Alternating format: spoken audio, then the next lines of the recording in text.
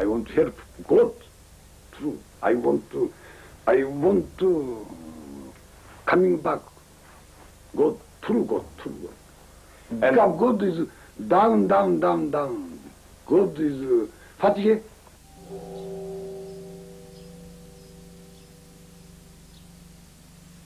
Quand Maître Deshimaru est arrivé en France en juillet 1967, il n'y avait pas de dojo, il n'y avait pas de pratique du zen, il y avait simplement quelques intellectuels qui s'intéressaient au zen à travers des livres qu'ils avaient lus. Et la première chose qu'il a faite, c'est de s'asseoir sur une table, dans une salle de conférence, et de dire le zen, c'est seulement zazen. Et ça a frappé tout le monde. On a eu envie vraiment d'expérimenter ce qu'il nous montrait, de vivant, de concret, d'une pratique qui n'était pas simplement une philosophie, de la poésie, des arts, mais qui était quelque chose que nous pouvions expérimenter à travers le corps. Et puis, il est allé faire des conférences en province, et partout où il allait, les gens ne se contentaient pas d'écouter la conférence, ils disaient « mais c'est formidable cet enseignement, on attendait ça, on a envie de le vivre, de le pratiquer ». Et donc, il créait des dojos, dans des salles d'arts martiaux, dans des salles de yoga, où des fois il louait un endroit pour ça. Et ensuite, Maître Deshimaru y retournait, où il envoyait ses propres disciples pour aider à la création des dojos. Et chaque année, il se créait plusieurs dizaines de dojos, c'est-à-dire des lieux de pratique, de telle sorte qu'en 1982, lorsqu'il est décédé, il y avait 110 dojos qui avaient été créés.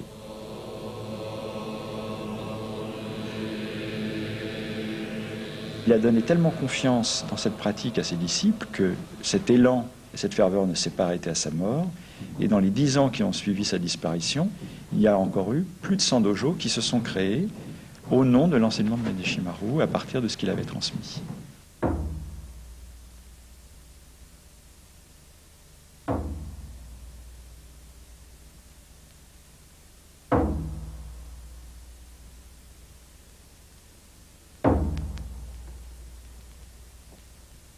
En novembre 1965, Maître Sawaki tomba très gravement malade.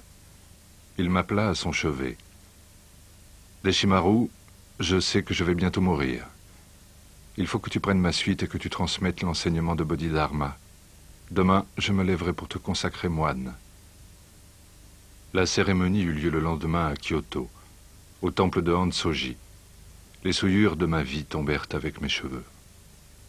Au crépuscule, les cloches de Kyoto se répondaient en écho, tandis que Maître Sawaki lisait devant moi les textes sacrés. En décembre, Maître Sawaki reprit des forces. Mais ce mieux ne dura guère, et il mourut bientôt, me laissant dans l'affliction la plus terrible.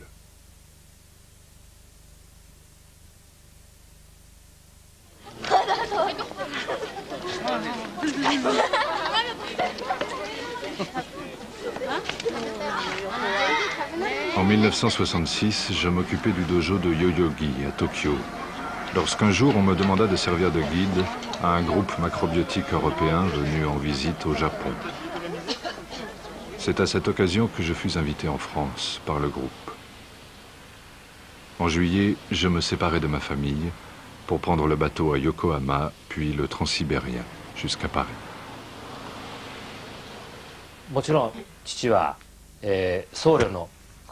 Au moment de son départ, mon père portait le vêtement des moines. Or, au Japon, curieusement, on rencontre rarement des moines en tenue dans la rue. Je dois dire que jusque-là, je n'en avais pratiquement jamais vu. Mon père en tenue de moine, c'était donc un spectacle tout à fait insolite.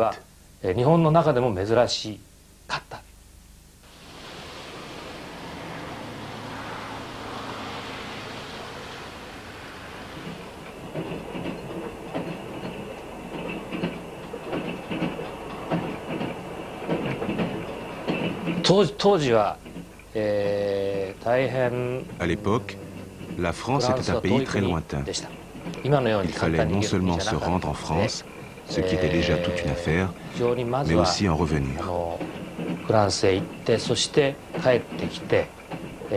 Que mon père rentre au Japon, cela me semblait une entreprise si difficile que, dans un premier temps, j'ai considéré son départ comme une séparation.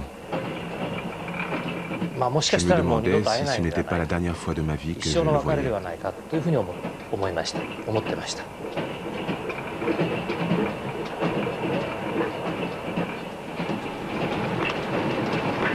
La vie est un voyage, et c'est seul que je le continue. Après avoir fait face à toutes les difficultés de la vie, après avoir traversé l'adversité, j'étais enfin parvenu au but que je m'étais depuis si longtemps fixé. Mais pourquoi venir en Europe afin d'y transmettre la voie du zen? Sans doute étais-je inspiré par l'exemple de Bodhidharma, qui au VIe siècle quitta l'Inde, sa patrie, pour venir tout seul en Chine.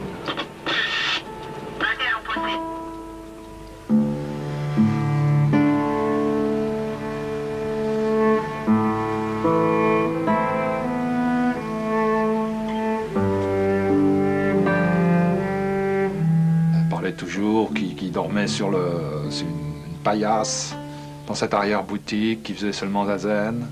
Il faisait des calligraphies, donnait ses calligraphies à ses visiteurs. Et il faisait aussi des massages. Alors, contre un don d'argent que les gens lui faisaient, c'est comme ça qu'il pouvait survivre à ses besoins. Et il parlait souvent de cette époque-là. Mais très très vite, ça a évolué. Parce qu'il faisait des conférences, et en 71 à peu près, il y a eu Pernetti. Ça, c'était le dojo où vraiment il a commencé à travailler, à éduquer des disciples pendant une dizaine d'années. I like French people. I like French people. As general, French people very modern times, very au-delà, beyond the nationality. I think so. À cette époque-là, il y avait une recherche. Il y avait une recherche de spiritualité. Bon, les hippies recherchaient une façon de vivre un peu différente que la société l'imposait.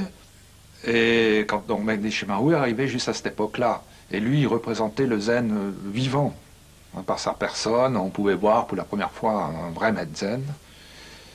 Et il incarnait complètement ce rôle-là. On peut dire qu'il, quand il parlait du zen, il était lui-même le zen. Donc ça a impressionné beaucoup de gens. Ils étaient attirés par aussi sa personne. Pas seulement cette école zen, mais la personne qu'était Maître Deshimaru. Hein, plein d'énergie, plein d'humour, etc.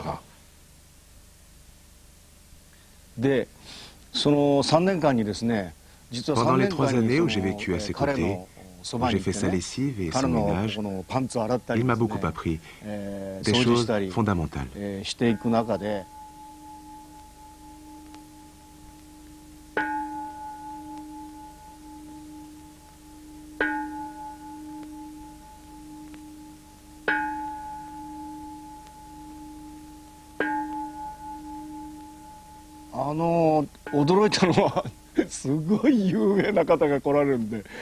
Ce qui m'a étonné, c'est de voir à quel point il était célèbre. Des gens aussi connus que la femme de Picasso, Lévi-Strauss, la chanteuse Damia ou Maurice Béjart venaient discuter avec lui.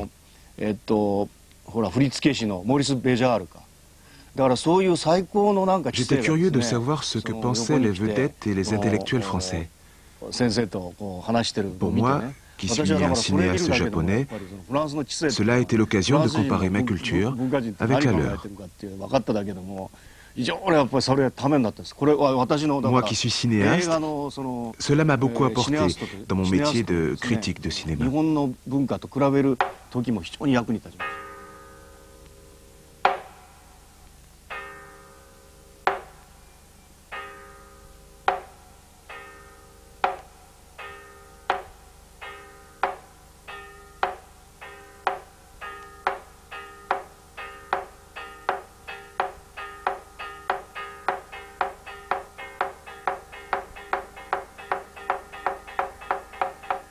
Je me souviens que quand Maurice Béjart venait au dojo, Maître Deshimaru l'accueillait chez lui après le zazen et immédiatement faisait commander du champagne. Donc pour lui, il associait le fait que Maurice Béjart soit là avec le fait que c'était quelque chose qui devait se fêter. Et la danse, pour Maître Deshimaru, ça évoquait la fête. Donc il y avait vraiment cette association des deux. Il y avait Béjart en tant que personne qui avait sa propre quête spirituelle et qui faisait passer quelque chose du zen dans la danse. Et là-dessus, il y avait énormément de communication entre Maître Deshimaru et Maurice Béjart sur les problèmes de posture, la relation du corps et de l'esprit, l'importance de la respiration, de la concentration ici et maintenant, du fait d'étirer complètement le corps entre le ciel et la terre. Hein. Souvent les danseurs disent qu'il faut avoir le fil quand on danse, c'est-à-dire avoir l'impression qu'un fil nous tire par le sommet de la tête, et en même temps être bien enraciné dans le sol. Et ça, c'est exactement l'attitude que l'on a quand on pratique le zazen.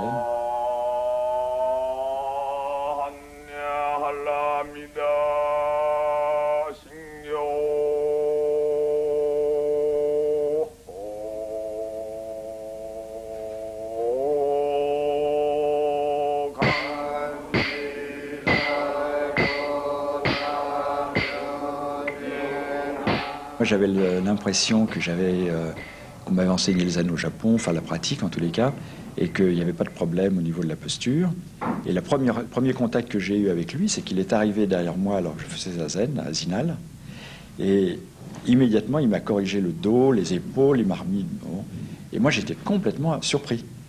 Et là je me suis rendu compte qu'il était un miroir extrêmement précieux, que si j'avais continué à pratiquer tout seul, probablement j'aurais fait des erreurs, même sur des choses aussi fondamentales que la posture.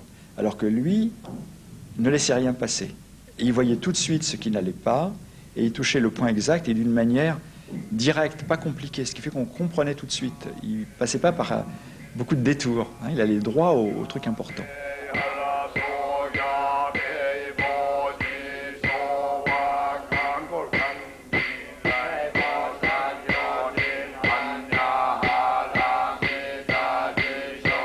Son enseignement venait complètement du zazen. C'est-à-dire qu'il y avait une voix très particulière qu'on retrouve sur les documents, et on sentait que ça venait pas de son cerveau à lui, de sa conscience personnelle.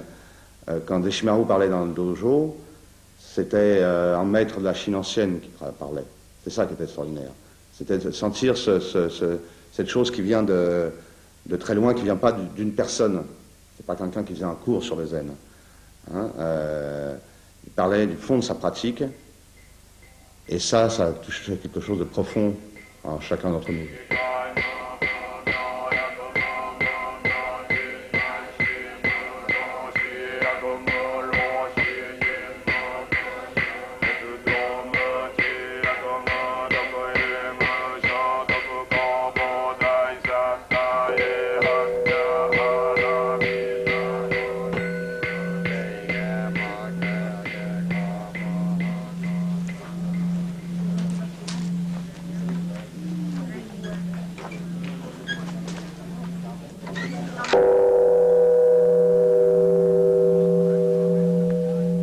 Deshimaru qui parle, et c'était le premier jour, je crois, qu'il avait dit ça.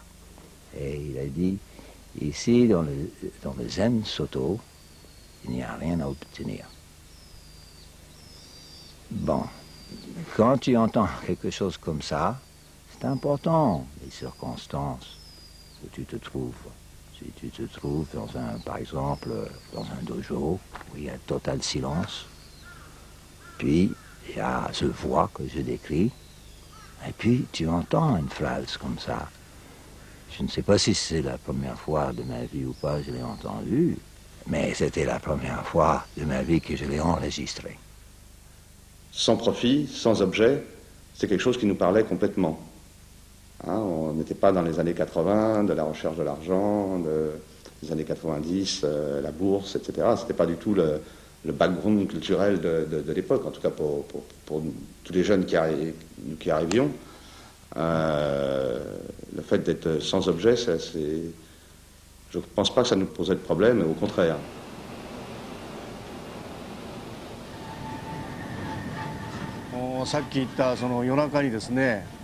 Quand nous passions la soirée à boire et à parler tranquillement ensemble, il évoquait le passé. Je suis né à Saga, n'est-ce pas? De ce fait, je connais bien les paysages de Saga. Il aimait vraiment beaucoup parler de Saga. Et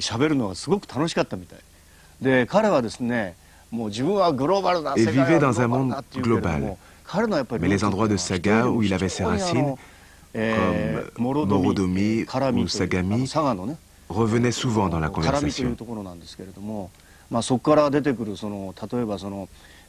Il parlait souvent du pont de Londres, c'est-à-dire du pont de Morodomi qui enjambe la rivière Chikugo, là où il allait nager. Il était vraiment très attaché à ses racines.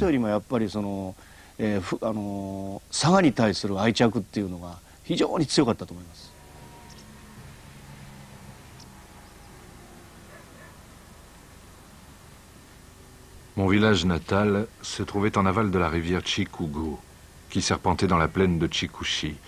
C'était un petit port de pêche, au bord de la mer Ariake, tout près de la grande ville de Saga, dans une région qui vit pour moitié d'agriculture et pour moitié de pêche. Les digues qui longeaient la rivière étaient bordées de laquiers, dont les feuilles, à l'automne, devenaient d'un rouge éclatant. Souvent au lycée, après les avoir dessinées, je tentais de reproduire cette teinte rouge, unique en son genre, mais je n'y arrivais jamais, quel que soit le mélange des couleurs. Dans la vase, le long des berges, poussait du printemps à l'automne une luxuriante végétation de roseaux, où piaillaient d'innombrables moineaux. Dans la plaine, s'étendaient des champs de blé et des cultures maraîchères. Le parfum des fleurs violettes de la châtaigne d'eau embaumait les eaux stagnantes. Au crépuscule, les graves résonances de la cloche du temple envahissaient mon jeune cœur d'une douce tristesse. C'est de cette nature japonaise, si gracieuse, maintenant en voie de disparition, que sont nées mes pensées et mes sentiments les plus profonds.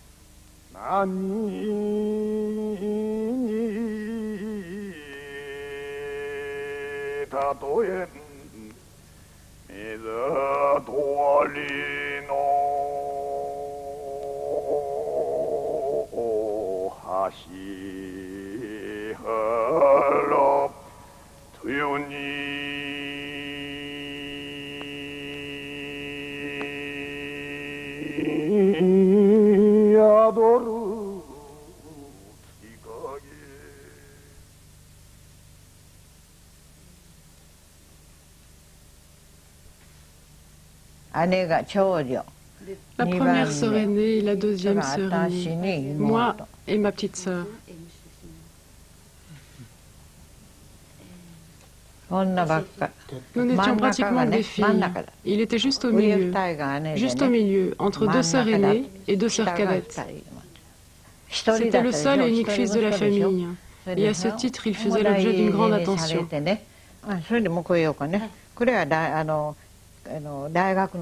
Maman n'avait en tête que le paradis de la terre pure et le Nambutsu.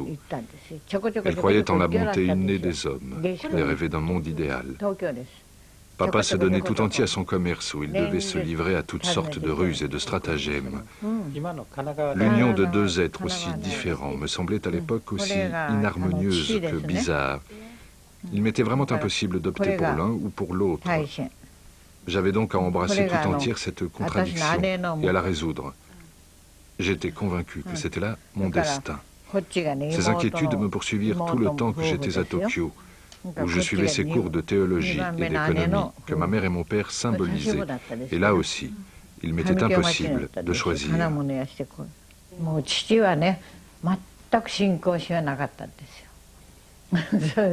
Mon père n'était pas du tout croyant, contrairement à ma mère qui pratiquait avec la plus grande ferveur.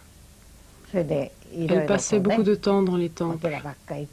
Nos parents étaient très différents.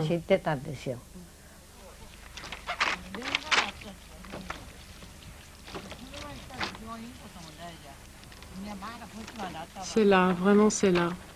Le jardin, c'était à partir de là.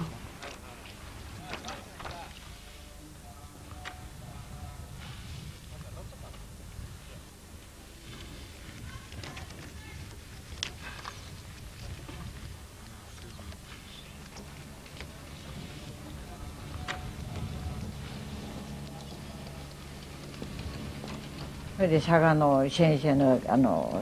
a étudié l'aquarelle avec Tanaka Shoichi, un professeur de Saga. Il allait toujours peindre du côté du pont de fer de Morodomi. Il a envisagé sérieusement de devenir peintre. Il peignait déjà vraiment bien à l'époque où il était collégien. Mais mon père a refusé qu'il fasse les beaux-arts.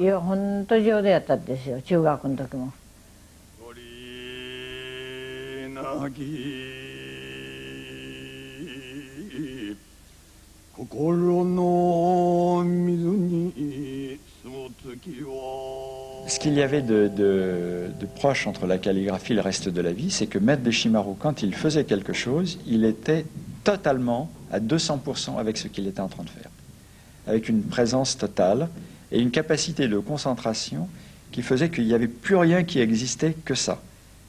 Quand il mangeait, quand il faisait zazen, quand il buvait un coup, il était complètement là. Et quand il faisait de la calligraphie, il était complètement dans la calligraphie. C'est une adhésion totale à l'action de l'instant. Ça, c'est d'ailleurs un très grand enseignement du zen et qui n'est pas que théorique, enfin, que Maître Deshimaru actualisait constamment dans sa manière d'être.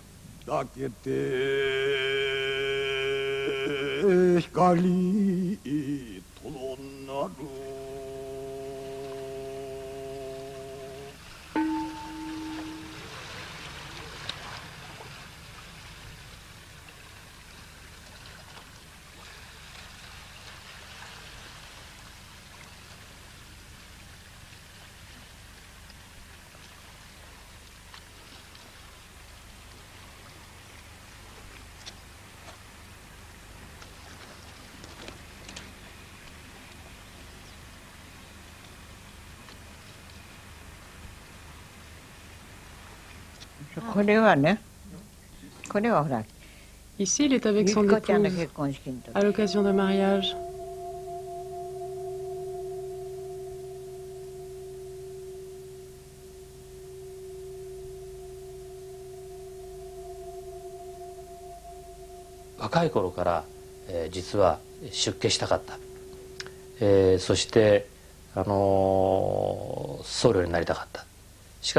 Il voulait déjà devenir moine quand il était jeune.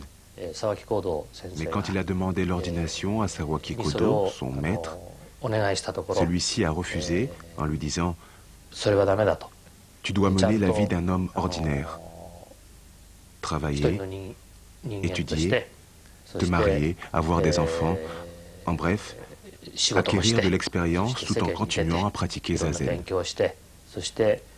Mon père a donc suivi les instructions de son maître. Il a renoncé à devenir moine, s'est marié, a eu des enfants et a travaillé, mais sans jamais cesser de pratiquer Zazen.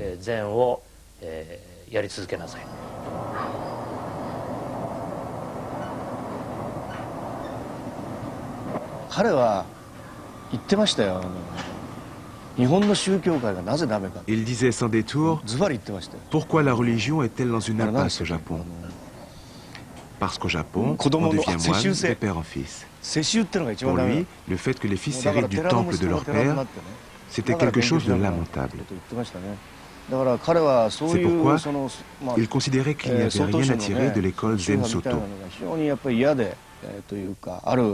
Quand il a réalisé à quel point le zen japonais était limité, il a décidé de partir à Paris.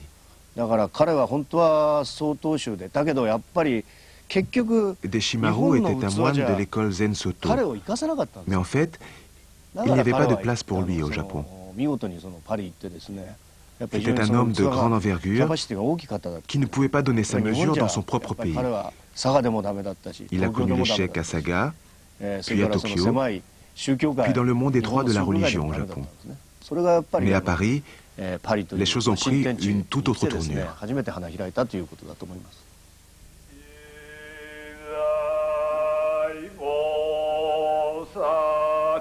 You understand the expression possible. Next, Kang. Kang. Yi. Zai. Do. Sa. So if you continue, during expression, you can continue long time, long. 감사.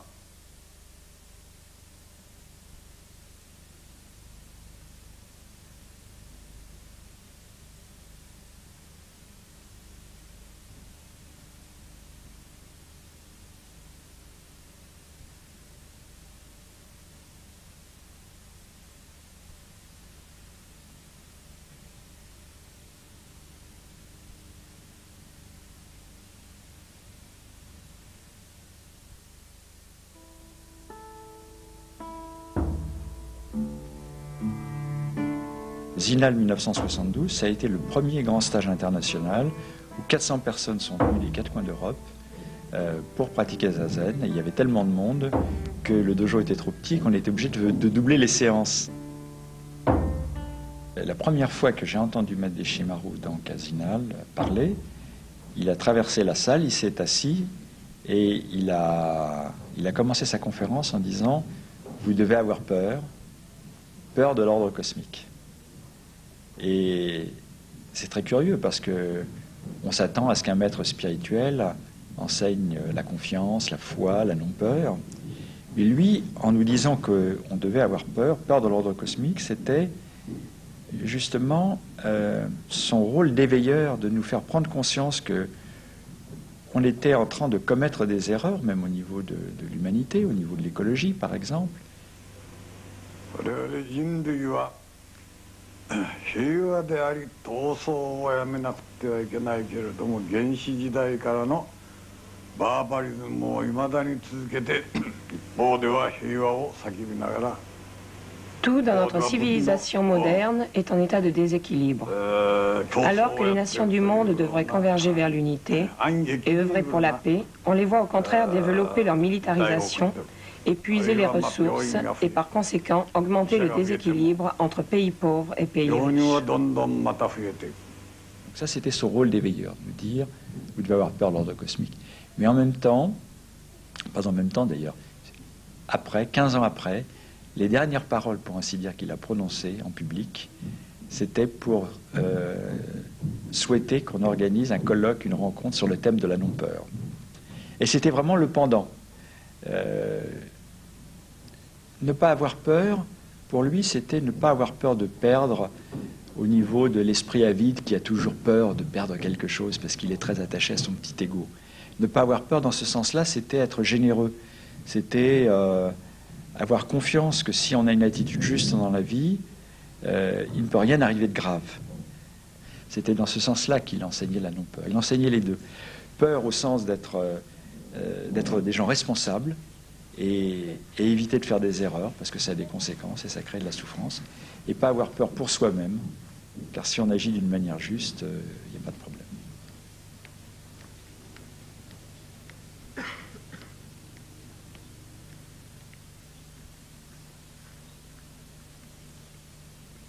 Il avait la même vue que finalement tous les grands sages, que Bouddha lui-même, il avait. Dire que l'être humain, il est pris dans dans l'ignorance. Il est aveugle et Maître Deshimaru était quelqu'un qui pouvait apporter la lumière aux êtres humains. C'était ça qui faisait sa mission. La vie de Bouddha, il la mettait dans notre contexte actuel, comme si c'était maintenant. Tout d'un coup, on pouvait se dire, mais Bouddha, c'était un homme. Comme nous, finalement. Et nous-mêmes, on peut devenir Bouddha. C'est ce qu'il disait toujours. Par la pratique, vous pouvez vous-même faire l'expérience de Bouddha, être comme Bouddha. Il ne parlait pas de Bouddha en tant que légende, abstrait ou mystique. Non, c'était très, très... la vie.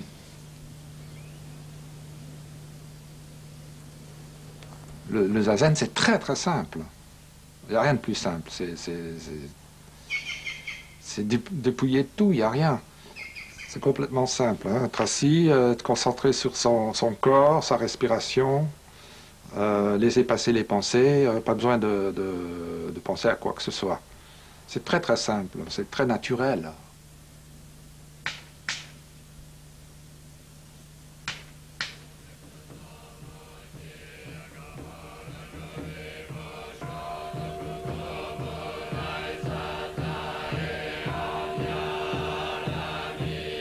Maître Deshimaru, il disait toujours, Zazen, c'est ne rien faire, c'est se laisser vivre par la vie cosmique.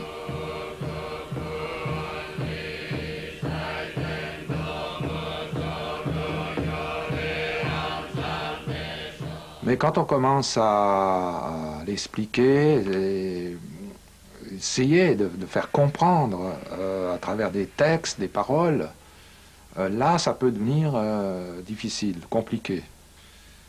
Voilà, alors Maître Deshimaru, il cherchait à communiquer à tous les niveaux, communiquer par la philosophie du zen, par la médecine, par la physiologie, à tous les niveaux même, à travers l'art aussi. Et le zazen lui-même est la source de tout ça.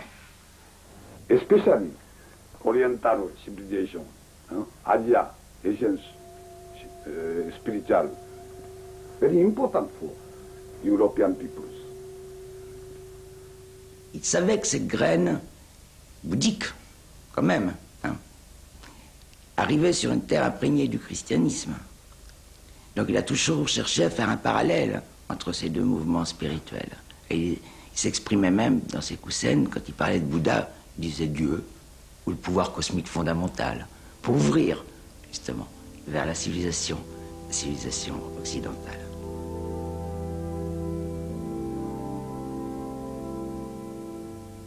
Ne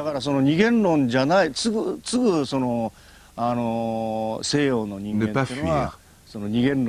Les Occidentaux sont toujours partagés entre le bien et le mal. Mais le zen propose une solution intermédiaire, celle du juste milieu. Il faisait très souvent ce geste, en disant « il vaut mieux choisir la voie du milieu ». D'après lui, c'était ce qu'il y avait de plus important. Pour les Occidentaux, habitués à rechercher le bien et à fuir le mal, c'était un grand choc d'entendre dire qu'il n'était pas nécessaire de fuir.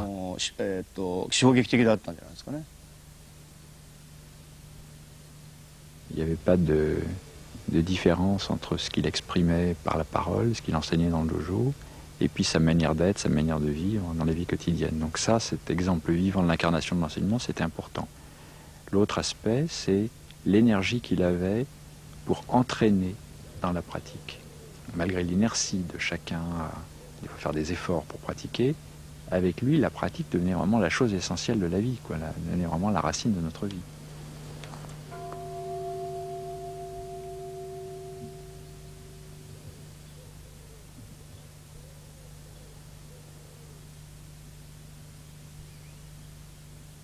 Moi, je suis arrivé avec lui en voiture la première fois où on a découvert la Gendronnière ensemble. Et quand j'arrive, j'ai toujours un peu inconsciemment ce souvenir de la première fois. On arrive par l'allée qui traverse la forêt, puis on arrive devant l'esplanade, là.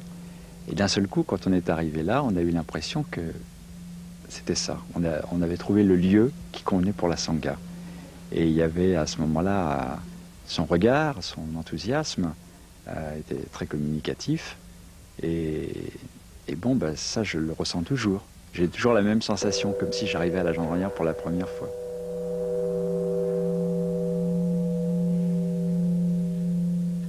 Il y a eu un premier temple du côté d'Avalon, qui lui avait été donné par un de ses disciples, Alain Cassan, mais qui ne convenait pas au niveau superficie. C'est un très très bel endroit, mais je crois que ça lui a été donné dans les années 74, mais déjà en 78, on n'a jamais d'ailleurs fait de camp d'été là-bas, parce que c'était trop petit. Donc ici, il y avait la possibilité, vu l'espace, de construire des bâtiments, ce qu'on a fait, et pouvoir accueillir beaucoup de personnes. Donc ça a vraiment été, je crois, d'ailleurs il a mis toute son énergie, puisque finalement il a dirigé deux camps d'été ici, toute son énergie pour rapidement construire le principal, c'est-à-dire le dojo central et ce grand bâtiment où qui sert de réfectoire et de chambre. Et puis il est mort 2 ans après. Et il a mis le maximum pour créer quelque chose de solide qui assure la continuation.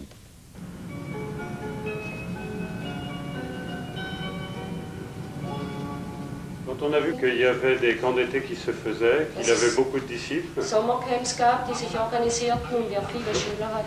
mission a été reconnue officiellement et on lui a offert un petit temple qui s'appelle Sekyuji. Alors il y est allé. C'était un temple qui était un peu abandonné, il n'y avait plus personne depuis un bout de temps. C'est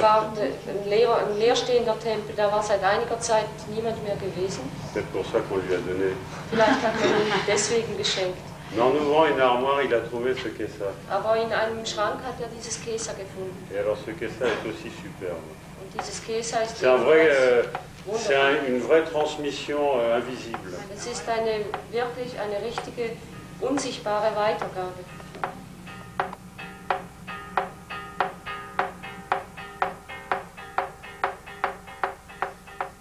Il est devenu représentant du Soto Zen pour l'Europe. Et pour avoir ce grade officiellement, il avait besoin d'un temple, d'être chef de temple au Japon. C'est un peu pour ça que des gens qui le respectaient beaucoup là-bas lui ont offert ce temple.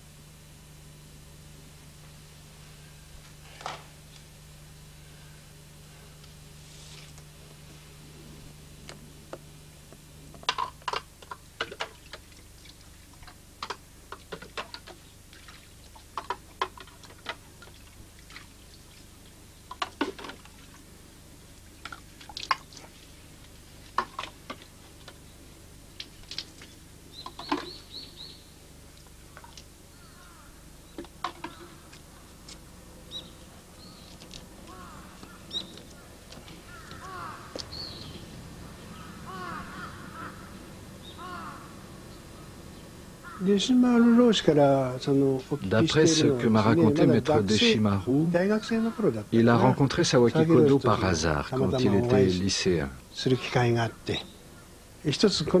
Sawaki Kodo était un moine hors du commun.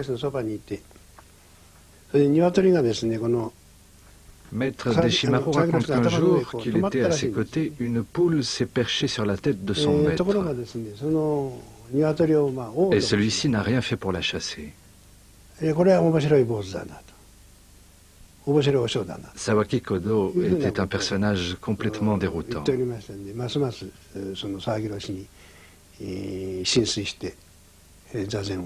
Quoi qu'il en soit, Deshimaru s'est mis à pratiquer zazen de plus en plus intensément. Il a fait toutes sortes de métiers sans succès, mais en continuant de pratiquer auprès de Sawaki Kodo, notamment pendant les sessions d'été.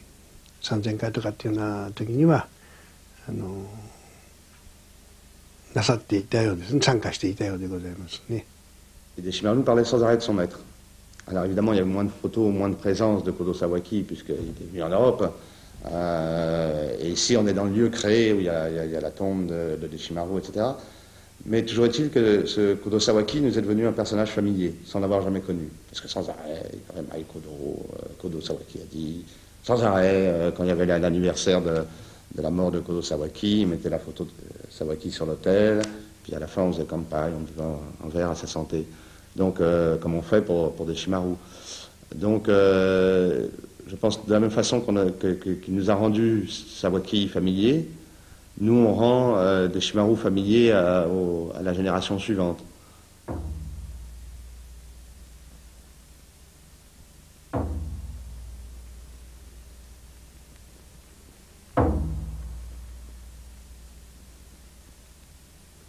L'adepte des arts martiaux doit parvenir au non-pensée, au non-désir, au non-espoir, au non-saisir, au non-relâché.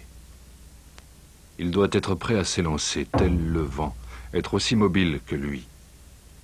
Il lui faut être libre comme l'air qui se déplace à travers le ciel et la terre et peut atteindre n'importe quel coin de l'univers. Maître Kodo Sawaki souhaitait que le zen sorte des temples, soit accessible à tout le monde, et pour qu'il soit accessible à tout le monde, il faut que ceux qui le pratiquent et qui l'enseignent aient la même expérience de tout le monde, de la vie quotidienne, des difficultés du monde moderne, de la vie professionnelle, de la vie de famille. Et donc, il est plus important au niveau de la compassion que l'on peut avoir à l'égard des autres et la volonté de les aider, il est plus important de partager leur vie de difficultés plutôt que d'être retiré dans un monastère où on est moine. Donc, en ce sens-là, Kodo Sawaki a insisté pour que Maître Deshimaru, pendant plus de 30 ans, pratique le zen en étant simplement, mais c'est la plus haute chose finalement, bodhisattva, c'est-à-dire un être qui est animé par la compassion et le désir de partager l'expérience du zen avec les autres pour les aider, sans se retirer du monde et sans devenir moine, au sens japonais d'un relatif retrait du monde. Par contre, en Europe, Maître Deshimaru a ordonné des gens moines assez rapidement. Moi, il m'a ordonné 2 ans après le début de ma pratique, par exemple. Et je n'étais pas une exception. Il a ordonné plusieurs personnes comme ça dans les toutes premières années de leur pratique. Mais il insistait pour qu'on soit des moines dans le social. Donc avec exactement la même idée que Maître Kodo Sawaki, qu'on soit fondamentalement des bodhisattvas, et que le fait d'être moine voulait simplement dire qu'on enracinait notre existence dans la pratique de zazen qui était notre base, à partir de laquelle on allait agir dans la société, mais sans se couper de la société.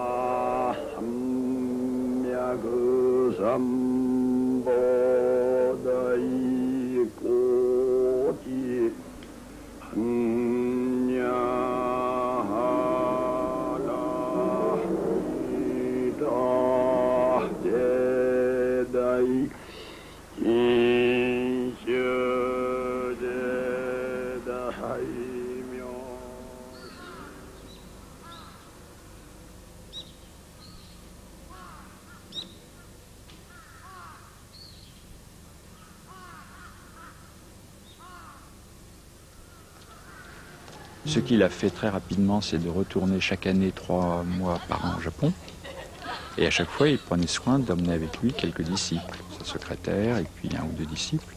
Et dans ces tournées de conférences, il insistait énormément sur le fait que les Occidentaux faisaient zazen, en quoi cette pratique de zazen était vraiment essentielle pour le monde moderne, en quoi en même temps c'était à la source même de la culture japonaise et comment les Japonais avaient oublié cette source. Et donc il les critiquait fort et il les incitait, notamment les jeunes, à revenir à cette pratique. Et donc il se servait d'une certaine manière du développement de sa mission en Europe pour dire, vous voyez, même les Européens pratiquent zazen, et vous qui êtes nés dans le pays où le zen est vraiment la base de la culture, vous le négligez, donc vous avez tort, et il les incitait vraiment à revenir à la pratique.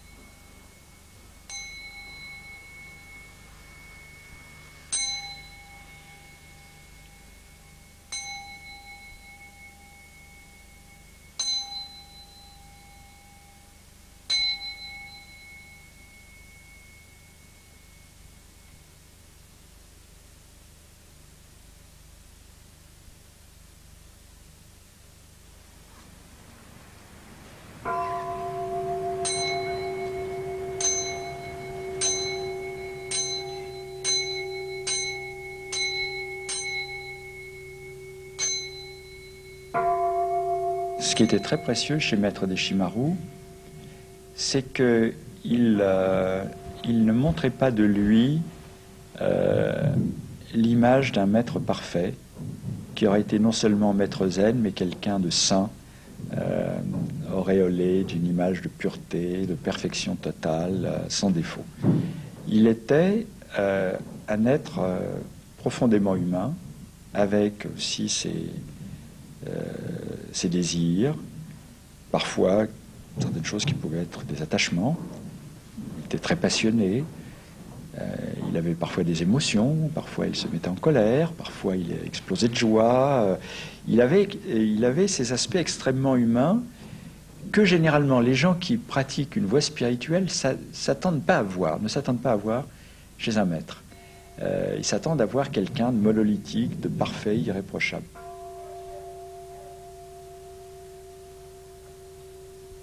Avant de partir au Japon, ses derniers enseignements dans le dojo, c'était à propos de l'impermanence, de la mort.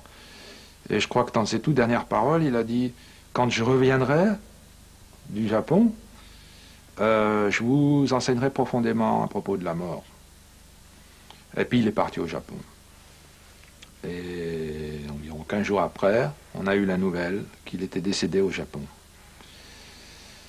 Et moi, il m'avait envoyé une carte postale où il m'avait dit « Oh, je me sens mieux, de plus en plus fort, attention quand je serai de retour à mon coup de Kyosaku, mon coup de bâton que je vais vous donner. » Et moi, je ne comprenais pas ce que ça voulait dire, ça. Mais chaque année, quand il revenait du Japon, moi, c'était mon travail d'aller le chercher à l'aéroport en voiture. Et là, pareil, je suis allé à l'aéroport, le chercher. Et donc c'est une des secrétaires qui est arrivée, qui s'est assise à côté de moi, et avec une boîte, et des cendres dedans. Et là j'ai compris le coup de bâton et l'enseignement à propos de la mort. C'est-à-dire même mort, il continuait son enseignement.